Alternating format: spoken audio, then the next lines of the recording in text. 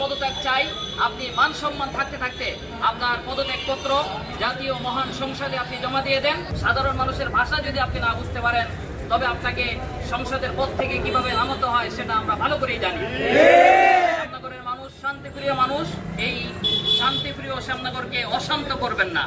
এবং আপনি যে এইভাবে আমাদের শ্যামনগরের মানুষের মান সম্মান নিয়ে ছিনিমিনি খেলেছেন, আমরা অনতিবিলম্বে আপনার পদত্যাগ চাই।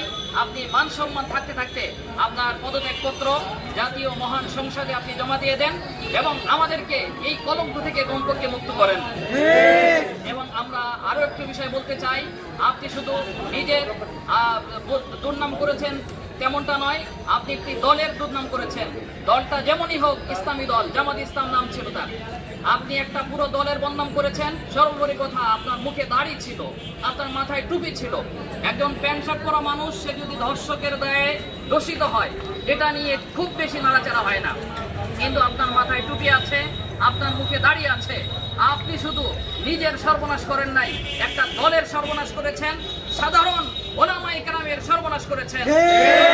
এটা বুঝে না যে কোন দল কে করে, জামাত ইসলাম কে করে, কওমি ওলামায়ে কেরাম, সুন্নি কেরা, আহলে হাদিস কেরা, এগুলো সাধারণ মানুষ বুঝে না। সাধারণ মানুষ বুঝে মাথায় টুপি আছে, মুখে দাড়ি আছে, সে একজন আল্লাহওয়ালা হুজুর, তার পিছনে মানুষ নামাজ পড়ে।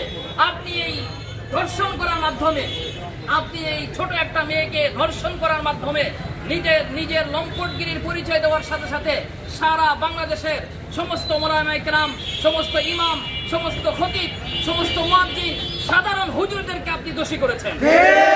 আমরা সাতক্ষীরা 4 আসনের এমপি গাজী নজরুল ইসলামকে পদত্যাগ চাই, কারণ তার দ্বারা শ্যামনগরের উন্নয়নের কোনো কাজ হবে না।